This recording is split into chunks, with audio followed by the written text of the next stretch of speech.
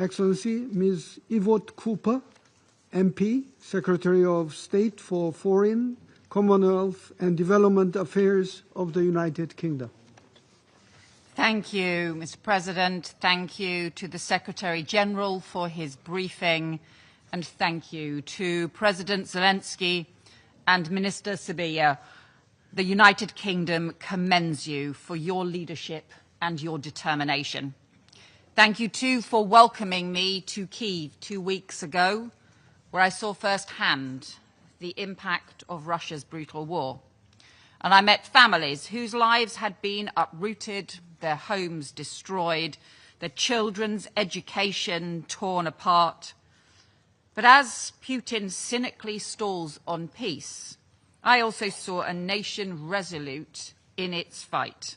And I saw the strength and the courage of the Ukrainian people, the soldiers, civilians, the mothers and fathers, first responders, healthcare workers, who are standing up to defend their homes and their land. Russia's illegal and unprovoked war of aggression is not just a test of Ukrainian resilience and security.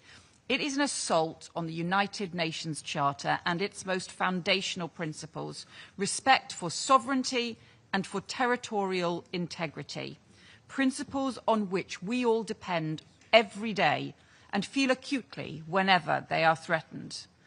And it is an assault on the UN Charter by a member of this Security Council.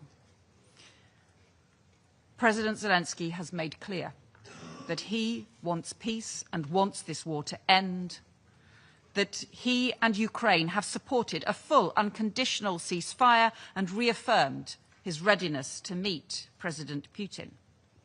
Alongside European partners, the US and President Trump are working to support a peace process, but Putin continues to choose war. He has rejected calls for a meaningful ceasefire. He has refused even to meet President Zelenskyy in a neutral venue. And Putin's strategy includes the forced deportation, indoctrination, and militarization of children. It includes the intensifying of targets against civilians, strikes on Ukrainian cities and critical infrastructure, on families as they sleep in their beds at night. Civilian casualties have risen nearly 40%, with children killed in playgrounds, diplomatic premises and government buildings damaged, hospitals and schools destroyed. And these are not accidents of war. They are the result of a cruel strategy targeting the people and communities of Ukraine.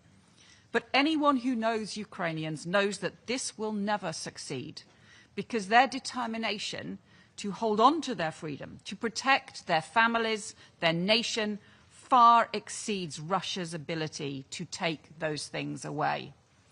And indeed, what we have seen is Ukraine repeatedly undermine Russia's military goals, so that despite the huge Russian mobilization attempts in the last 3 years, their overall impact on their military goals has been minimal.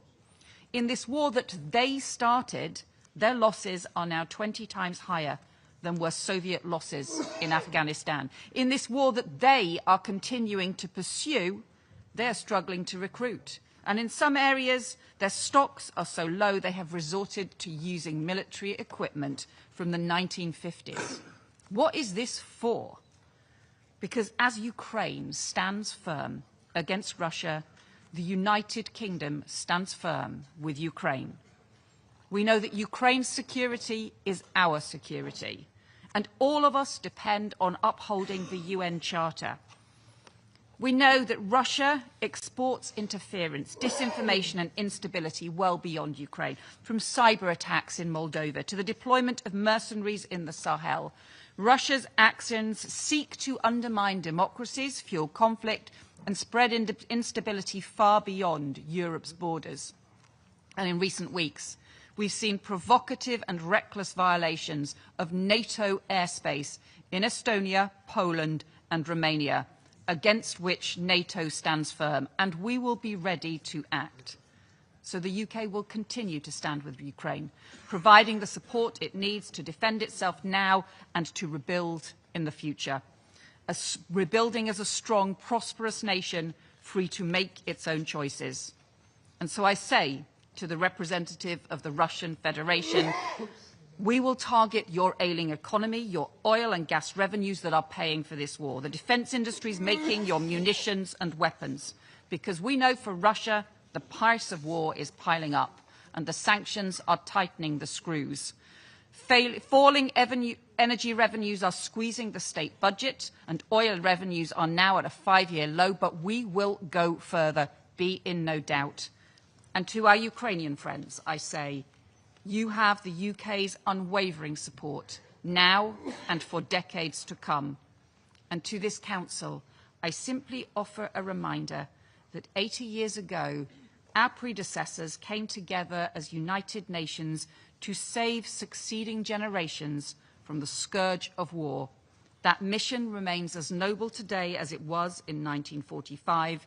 Each generation is tested anew, and we must rise to this test for Ukraine and for us all.